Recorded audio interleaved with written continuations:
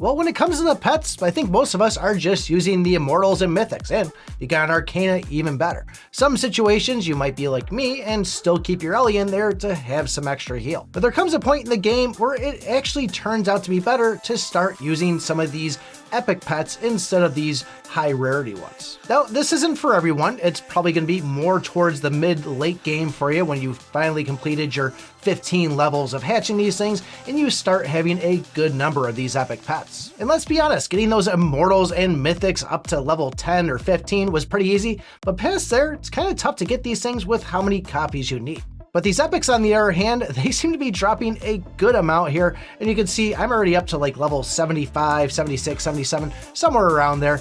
And you can already see the benefits of what it's doing for my stats. Now up to this point, I've just been kind of taking my pet food, going down to one of my lower ones there, throwing 5 levels on it, and getting that passive effect. But if you've been watching my videos for a while now, you know I'm heavily stacked on combo rate, and I'm not really needing Slime King anymore. Yeah, another option would be I could pop Freon, get a little bit extra skill damage out of things like the Sword Chi, and that would also work for me too. But there's 2 main pets that people are using, which is going to be Snowy and the Ice Room. Both seem to be doing pretty decent, and you're able to get a lot of copies to get it up to a halfway decent level. And you could do this with your rares, great, and commons, but the skills just don't really seem to benefit as much as these 2.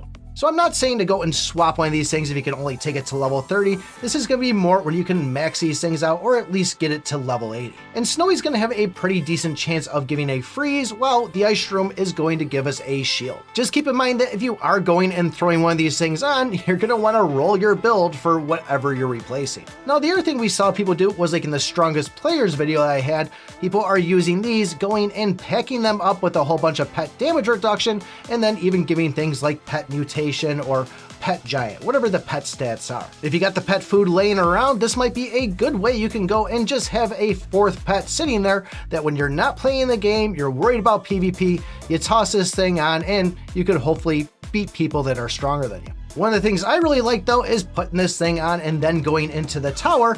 I was able to crush actually a bunch more levels. And something I found out today, didn't realize it, before you go and actually go into the battle, the second you hit that battle button, if your gold increases up at the top, it's pretty much a sure win that you just beat that. So if you're one like me that would go and sit there for maybe the first 5-10 seconds to see if I froze them, I was pretty much wasting my time in the fact that I didn't see that gold change. Now, if you are going to go and try to max these things out, you will probably have to go drop a couple of your pets down, take them down to 1, go and get this thing upgrade, and then start rearranging those 5 levels to get those passive stats. But even if you're not there yet to go and put one of these things in, might not be a bad idea next time that Soulstone event comes around and you need to go refresh the builds to come down to these ones and just see what you can get if you're just going and doing spins on your regular pets. So test it out, have fun with it, move some things around, see how it works. Will it increase your power? Will it decrease it? The only way you're going to know is just to have fun and mess with it. But enough about pets. If you want to know about weapons and the 4 best weapons inside the game, take a look at this video right here. Thanks for watching, and remember, I pick my butt.